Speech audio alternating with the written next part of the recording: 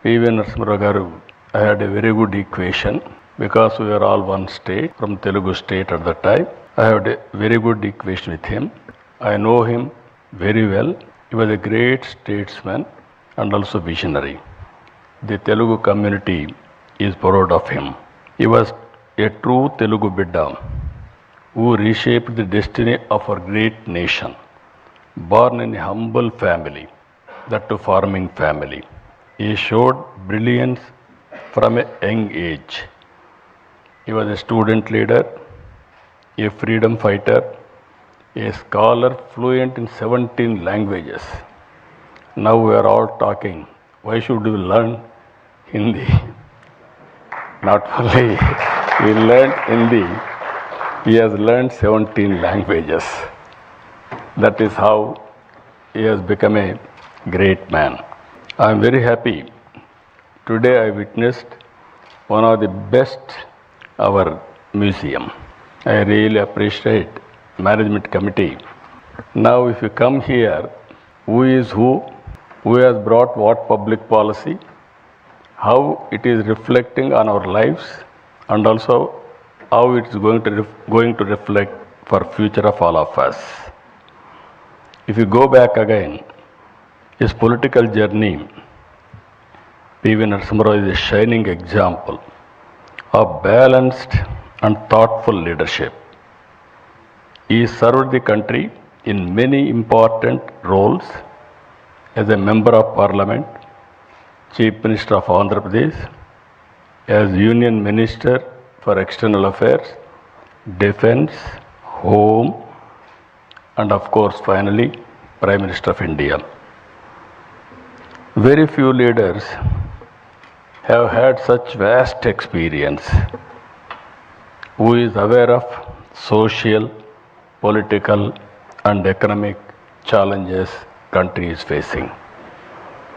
If you see here, post independence India, I am dividing two parts. One is from freedom to economic reforms. From economic reforms to now, post and pre-independent economic reforms. In the pre-economic reform era, before 1991, India followed a socialist economic model. Economy saw heavy regulations, restrictions known as license Raj. Foreign investments was limited and business faced a lot of hurdles. The economy grew very slowly, averaging at around 3 to 4%. These are all history. By 1991, India was facing major economic crisis.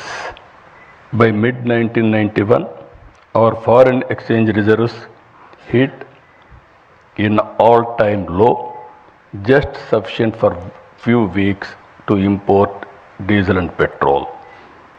We are forced to pledge our sovereign gold. It was time to bring in bold reforms and usher in a forward-looking public policy. Always I consider public policy is a deadly combination. If you evolve proper public policy and execute properly, then you can transform totally country's future or state's future. If you see here, as India was facing this challenge, major global challenges in policy and reforms were shaping the world.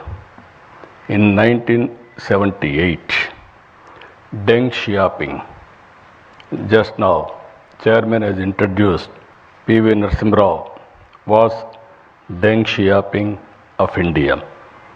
His philosophy, economic philosophy in China, which is summarized by the famous saying, always I used to quote this quotation, it should not matter if a cat is black or white. If it catches mice, it is a good cat. We are calculating if it is black, then it is even sometimes we will go back sentiments. So that is how he made summarize. And also China had launched economic reforms and the impact of the same was seen globally now. During 1891, Mikhail Gorbachev introduced major politico-socio-economic reforms under the umbrella of perestroika and glasnost. Two big countries, two different type of reforms. These two public policies took two countries in different directions. If you see today, China and also erstwhile Russia. It is in this context that P.V. Narasimha Rao became the Prime Minister in India in June 1991. He recognized that the crisis was an opportunity and realized that India needed bold economic reforms. He went ahead and launched the economic reforms, launched the historic economic reforms, that is 1991. He has changed the future of India. We are all here today.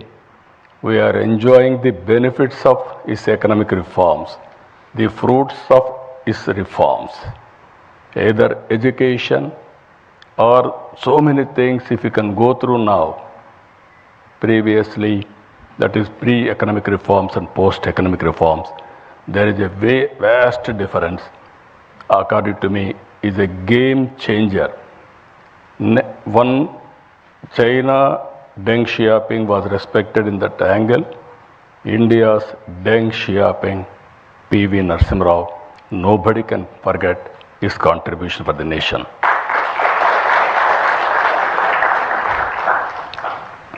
It is important to note that he was heading a minority government, not a comfortable government.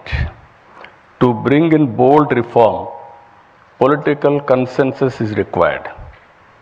Because of his political acumen, he was able to convince all stakeholders and bring consensus across all political parties beyond their political ideologies. Some intellectuals, friends are there, even media.